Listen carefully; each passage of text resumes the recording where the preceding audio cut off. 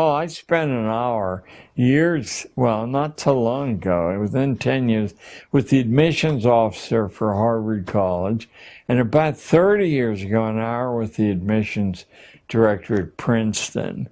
And let me tell you, their polite dismissal of grades and SAT scores was intimidating to listen to, as if you'd have to be crazy to let somebody in. Let me see if I can condense how you get into Harvard or Princeton. Of course, you get into both by donating a building, but how do other people get in? They're being analyzed on the basis of their ability to either become wealthy or famous. Either one will work. Famous, like wearing a billboard saying, I went to Princeton. There's that actress Jodie Foster, I went to Princeton. Look at where the rest of the actors and directors went. They didn't go anywhere, but Jodie did. So that's one we hear about. The Harvard lady said, we look for a record of excellence. And what does excellence consist of? It's sometime in the first 18 years of your life, figuring out how to add value to the people around you. Although she didn't say this, in a way that catches public attention. So you might walk across the United States or bicycle the perimeter of the country or row across the Atlantic Ocean. Those are physical ways. You might start a little charity or set up some weather service or some pollution monitoring around Hartford. There are a substantial number, a small fraction, but a substantial number of kids doing this as we sit here. They're writing a record of being able to add value to the community around them. And then the other fellow, the Princeton guy, said the same thing in different words. I asked him, this about 68 roughly. I asked him, what part of a resume submitted do you look at first? And the answer metaphorically caused my jaw to open. Hobbies, he said. I said, I've been taught all my life, leave that off because it's not germane. He said, on the contrary, it's the only honest information you're likely to get.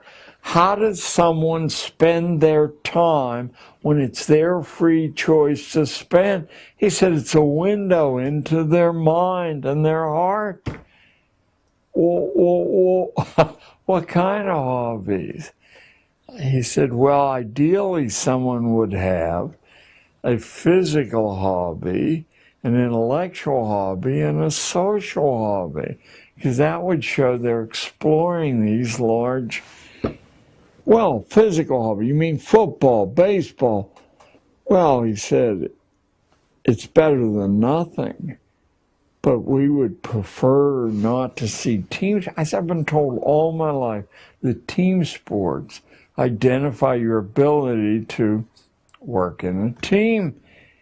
He said, what happens in a team sport is if you decide to dog it, it's very hard to tell which guy on the line has dogged it or not, or which running back has gone down quicker than he should have gone down.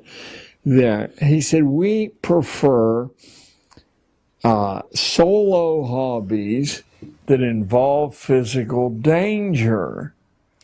You mean you want kids to put their necks at risk? For example, what? I said. He said, well, horseback riding is a dead giveaway. The horse weighs a half a ton or more. If you do trail riding, you don't know what you're doing, your head gets caught on a branch and you're the headless horseman. If the horse doesn't like you, it'll roll over on top of you, and I know immediately, because that last time I rode a horse was down in Veracruz, Mexico. The horse didn't like me, took me out on the main highway with crazed Mexican drivers going 100 miles an hour in 18-wheelers, and it laid down on top of me. I was terrified because I could see these trucks coming.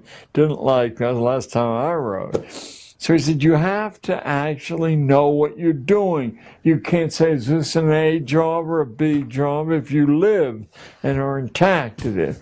Then he said, sailing a small boat, these little 12-footers outside of land. If you don't know what you're doing, you end up in the middle of the Atlantic, or if wind comes up, you can't see landmarks because of the waves. I said, but those things are associated with the prosperous classes. What could somebody in ordinary circumstances do? He said, well, we just let somebody in.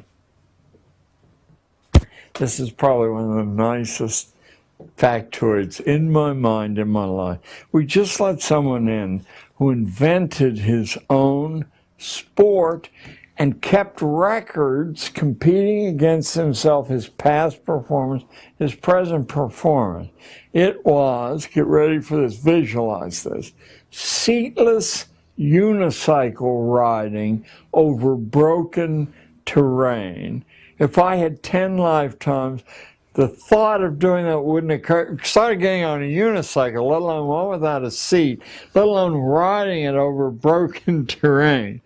So they let him in because they knew he was on the fast track.